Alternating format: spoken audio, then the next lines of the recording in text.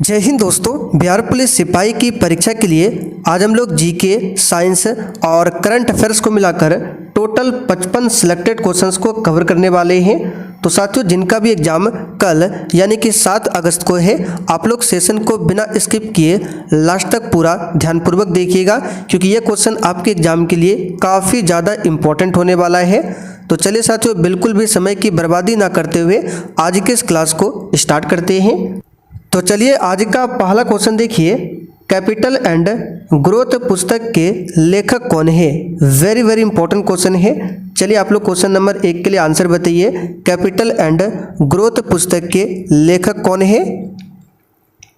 तो देखिए यहाँ पर इस क्वेश्चन का आंसर क्या हो जाएगा? तीसरा वाला जॉन हिक्स। ध्यान रखिएगा, capital and growth John Hicks द्वारा लिखा गया है।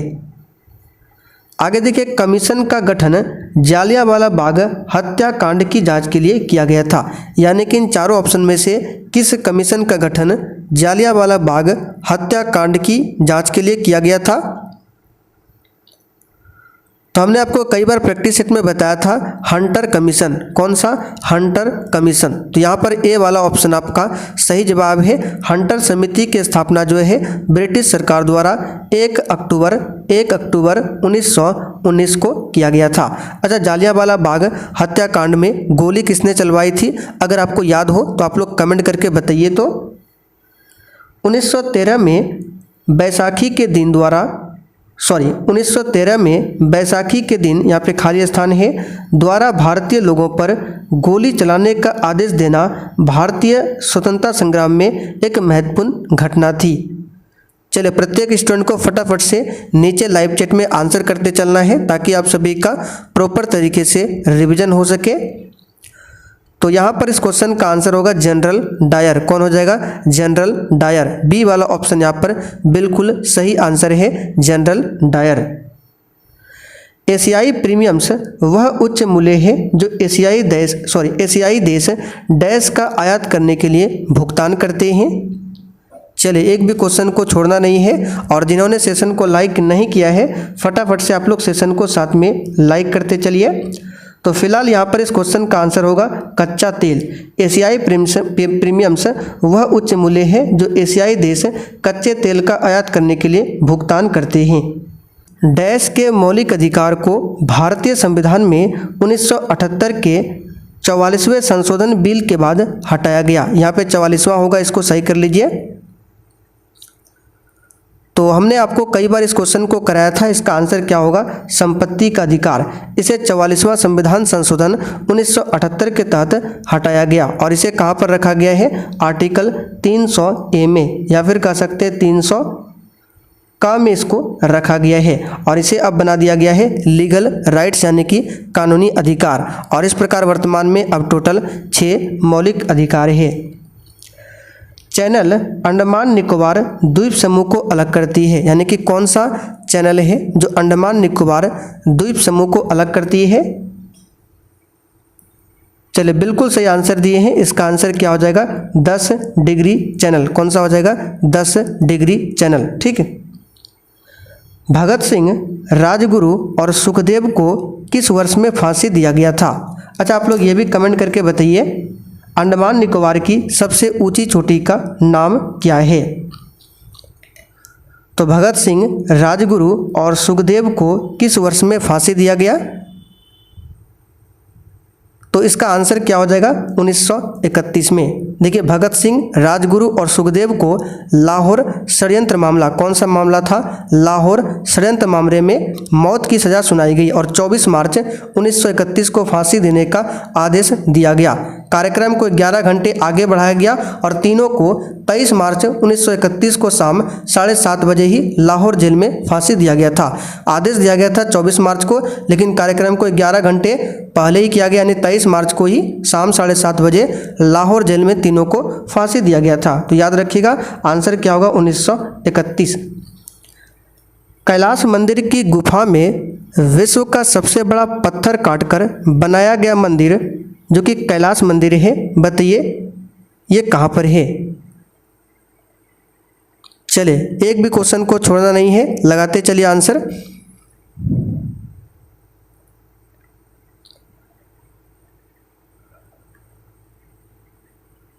तो यहाँ पर इसका आंसर क्या होगा? C option Ellora. कैलाश मंदिर गुफा मंदिरों और मठों में से एक है जिसे सामूहिक रूप से एलोरा की गुफाओं के रूप में जाना जाता है। आंसर क्या होगा? एलोरा। सी वाला ऑप्शन सही आंसर है। आप लोग कमेंट करके बताइए एलोरा का जो कैलाश मंदिर है ये कहाँ स्थित है। श्वेतांबर और दिगंबर डैश समुदाय के दो संप्रदाय है। चलिए क्वेश्चन नंबर 9 के लिए आंसर कीजिए।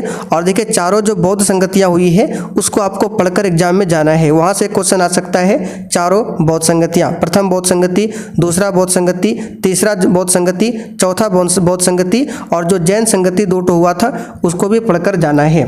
तो श्वेतांबर और दिगंबर की बात करें, किस समुदाय के 2 संप्रदाय है? तो याद रखिएगा इसका आंसर क्या होगा? जैन धर्म के 2 संप्रदाय है। यहाँ पर ए वाला ऑप्शन आपका सही आंसर है। निम्नलिखित में से कौन सा भारत पाकिस्तान सीमा पर परागमन बिंदु नहीं है?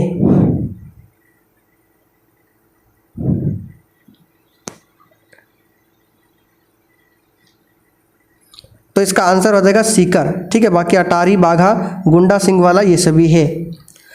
आरटीजीएस यानी कि रियल टाइम ग्रॉस सेटलमेंट के माध्यम से प्रेषित की जाने वाली न्यूनतम राशि कितना होता है? बताइए आरटीजीएस।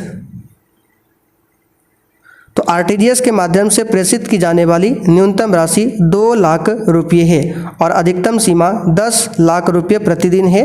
तो यहाँ पे न्यूनतम पूछा गया है, इसका आंसर क्या होगा? 2 लाख। भारत के संविधान के अनुसार भारत में सर्वोच्च न्यायालय के न्यायाधीश की उम्र में सेवानिवृत्ति होती हैं, यानी कितने वर्ष की उम्र में सेवानिवृत्त होते हैं सर्वोच्च न्यायालय के न्यायाधीश? तो देखिए भारतीय संविधान के अनुसार भारत में सर्वोच्च न्यायालय के न्यायाधीश 65 वर्ष की उम्र में सेवानिवृत्त होते हैं। आंसर क्या होगा? 65 वर्ष। छत्रपति शिवाजी और सोयराबाई ने अपने पुत्र का नाम क्या रखा था?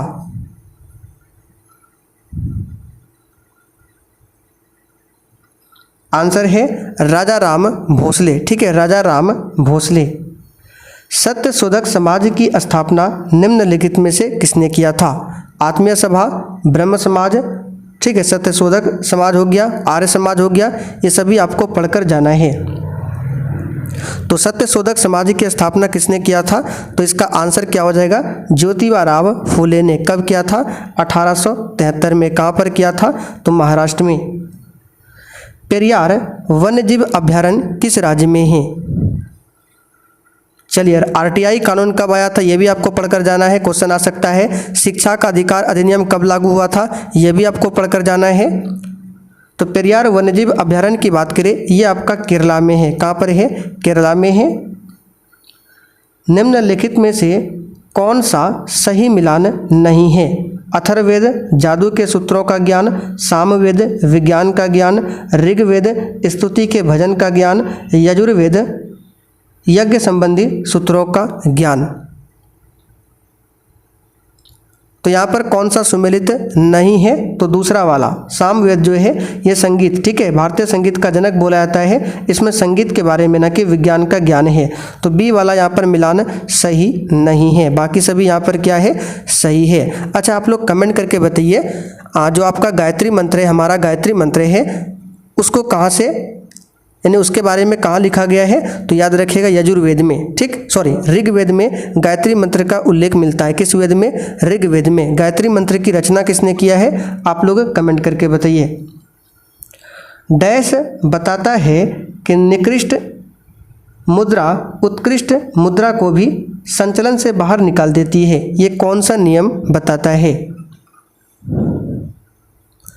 डायरेक्ट इसको याद रखिएगा, ग्रेसम का नियम। यहाँ पर आंसर हमारा क्या होगा?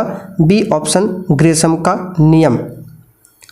डैश ने इंद्रप्रस्थ माता या चतुर्दांडी संप्रदाय नामक संगीत विद्या की नई प्रणाली की शुरुआत की है। बताइए किसने? वीडियो को आप लोग 2x में कर लीजिए या फिर 1.5x में और स्पीड में वीडियो को देखिएगा, ठीक है। तो यहाँ पर इस क्वेश्चन का आंसर क्या होगा? अमीर खुसरो। क्या हो जाएगा? अमीर खुसरो, जिसको भारत का तोता भी बोला जाता है। मयूर सिंहासन को डैश द्वारा बनवाया गया था। चलिए बिल्कुल सिलेक्टेड क्वेश्चन है, लगाइए आंसर। मयूर सिंहासन को डैश के द्वारा बनवाया गया था। तो मयूर सिंहासन, जिसको तख्त ए ताउस भी बोला जाता है, ठीक है, इसको 17वीं शताब्दी के आरंभ में सम्राट शाहजहां के द्वारा बनवाया गया था। किसके द्वारा? शाहजहां के द्वारा। एक भारतीय राज्य का राज्यपाल आमतौर पर किस वर्ष की अवधि के लिए पद धारण करता है, यानी कितने वर्ष की अवधि के लिए पद धारण करता है, आपको कमेंट करके बताना है। चलिए बताइए आंसर क्या होगा फटाफट से। और आज रात आपको 8 बजे की क्लास को भी कर लेना है। चलिए तो यहाँ पर 20 के लिए आपका आंसर क्या हो जाएगा? चलिए 5 वर्ष के लिए, ठीक है। कितना वर्ष के लिए? तो 5 वर्ष के लिए। निम्नलिखित शब्द कथन किसका है? सभी राष्ट्रों के लिए एक ध्वज आवश्यक है, इसके लिए लाखों लोग मारे गए हैं। बताइए ये कथन किसका है?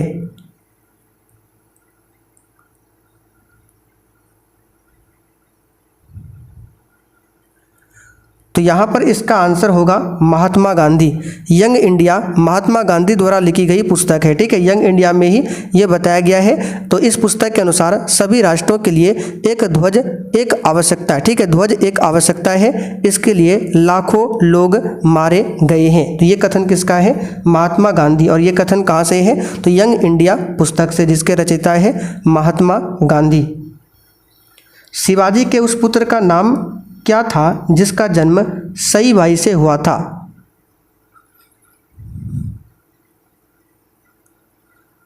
आंसर हो जाएगा संभाजी, ठीक है, संभाजी। मराठा साम्राज्य के दूसरे शासक थे संभाजी। वह शिवाजी के सबसे बड़े बेटे थे।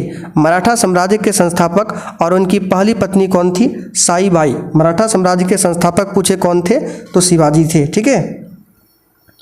भारत के उपराष्ट्रपति के रूप में नियुक्ति के लिए न्यूनतम आयु कितनी होनी चाहिए?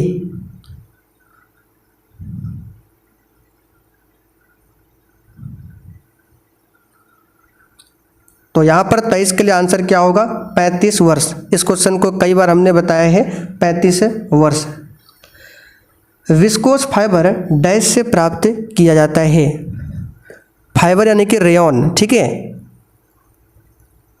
तो विस्कोस फाइबर, जिसे रेयॉन के नाम से भी जाना जाता है, ये सेल्यूलोज से प्राप्त होता है। किससे प्राप्त होता है? सेल्यूलोज से। अच्छा, सेल्यूलोज की बात करें तो पादप कोशिकाओं की जो कोशिका भित्ति होती है वो सेल्यूलोज की बनी होती है, ठीक है। पादप कोशिकाओं की कोशिका भित्ति सेल्यूलोज की बनी होती है, ये हमने कई बार आपको बताया है। लसिका सफ़ेद रक्त कोशिकाओं से निर्मित एक हल्का साफ तरल पदार्थ है जो रक्त में हानिकारक डैश पर आक्रमण करता है। बताइए WBC जो है ये किस पर आक्रमण करता है? आंसर है जीवाणु यानी कि बैक्टीरिया पर। किसका?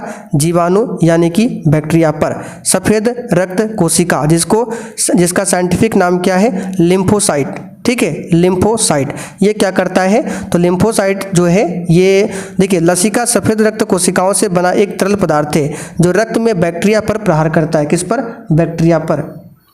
और बैक्टीरिया की खोज किसने किया था? जीवाणु की खोज किसने किया था, यानी बैक्टीरिया। और वायरस यानी कि विषाणु की खोज किसने किया था? ये हमने आपको कई बार बताया है, इसको ध्यान रखिएगा। गर्भनाल में कितनी धमनियाँ होती है? आंसर है, बताइए।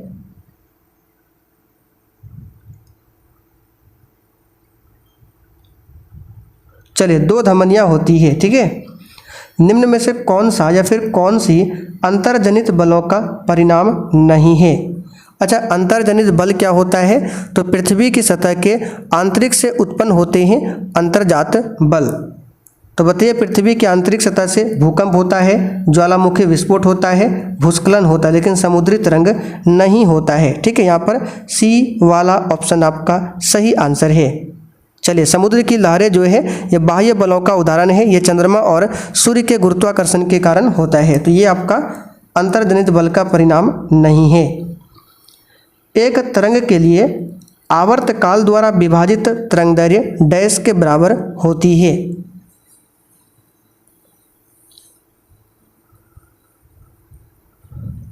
आंसर क्या हो जाएगा बताइए। चलिए इसका आंसर हो जाएगा तरंग वेग। ठीक है, तरंग वेग। शरीर के किस अंग का संबंध सूखा रोग से है?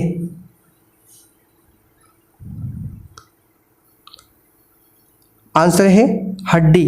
ठीक है, सूखा रोग यानी कि रिकेट्स जो है हड्डी में होता है और ये विटामिन डी की कमी से होता है। हैलोजन के बाहरी कक्षा में कितने इलेक्ट्रॉन होते हैं? चलिए ये क्वेश्चन भी कई बार हमने आपको बताया है साइंस क्लास में।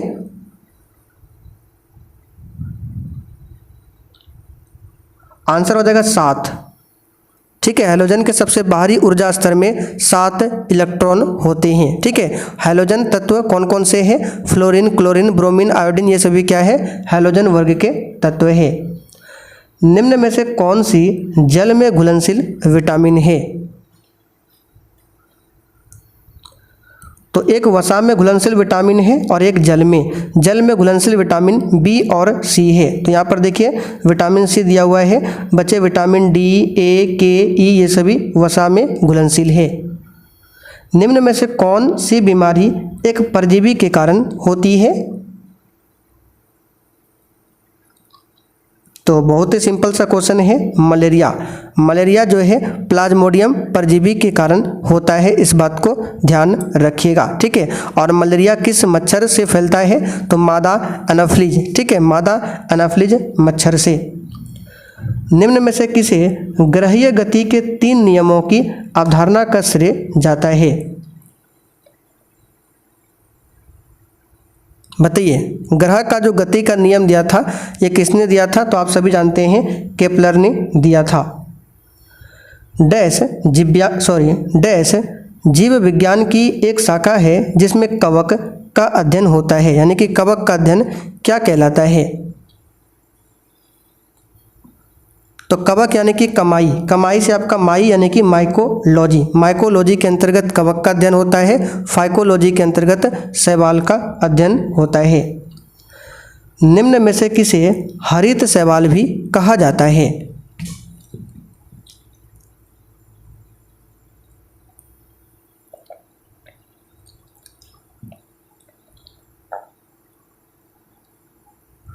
चलिए इसका आंसर क्या होगा?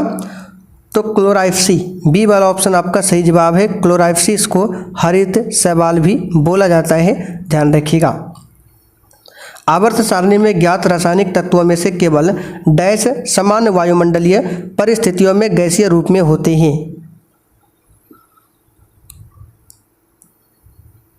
तो आवर्त सारणी में 11 तत्व जो कमरे के तापमान पर गैसीय अवस्था में पाए जाते हैं, 11 एलिमेंट।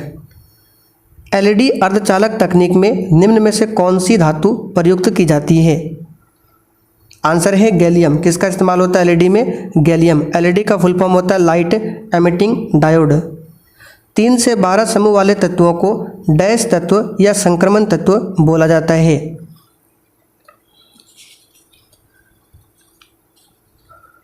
तो 3 से 12 ये आपका कहाँ पर हो जाएगा? तो इसका आंसर हो जाएगा D block. D block element है 3 से 12। ठीक है, इसको ध्यान रखिएगा। डी ब्लॉक में टोटल 40 एलिमेंट होते हैं। पुखराज फ्लोरीन और एल्युमिनियम का एक डैश है।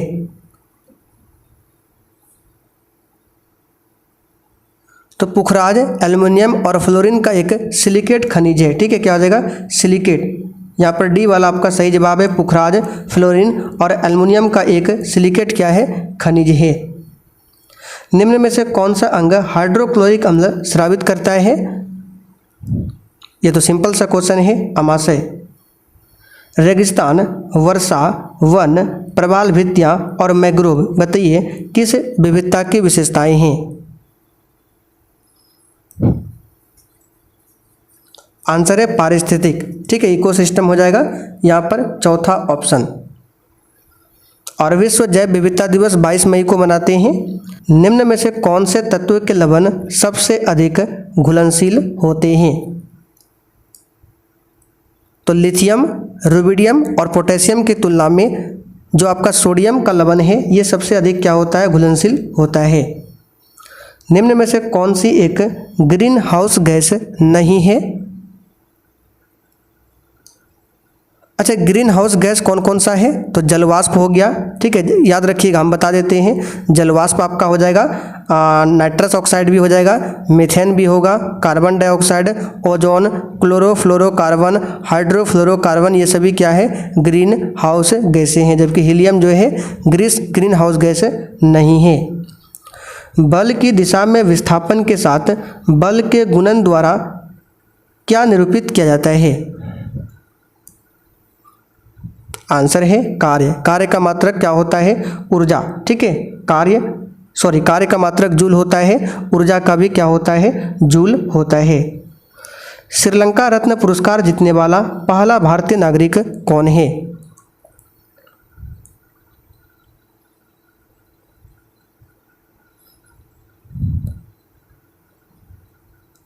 चलिए बताइए आंसर क्या होगा?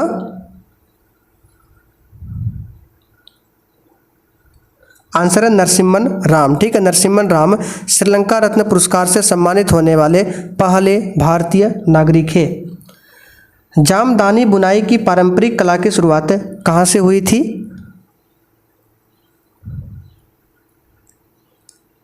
आंसर है बांग्लादेश के ढाका से।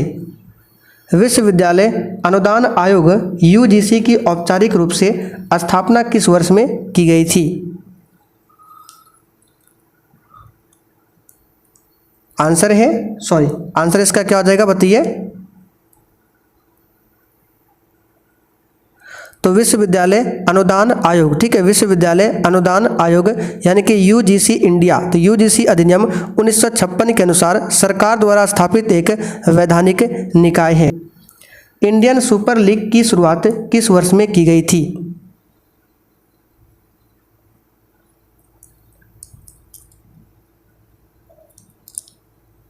तो इंडियन सुपर लीग भारत में पुरुषों की शीर्ष श्रेणी की फुटबॉल लीग है, जिसे 2013 में शुरू किया गया था, 2013 में।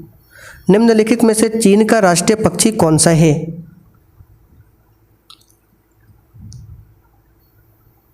तो देखिए रेड क्राउन क्रेन चीन का आधिकारिक राष्ट्रीय पक्षी है, यानी कि लाल मुकुट वाली क्रेन। विश्व के किस देश में अंतर्राष्ट्रीय सीमाओं की संख्या सबसे अधिक है? बताइए कौन सा देश है विश्व में जो सबसे अधिक अंतर्राष्ट्रीय सीमा साझा करता है, सबसे अधिक देश से? तो इसका आंसर क्या होगा? चौथा, चाइना, ठीक है। चीन की अधिकतम सीमाएं हैं और इस कारण सर्वाधिक देशों की अंतर्राष्ट्रीय सीमाएं इससे लगी है। इसकी सीमा को छूने वाले टोटल 14 देश है।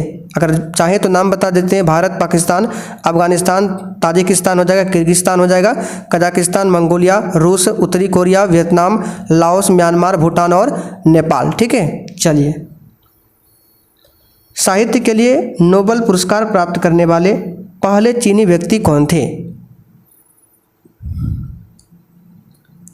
आंसर है मो यान, ठीक है, क्या है? मो यान।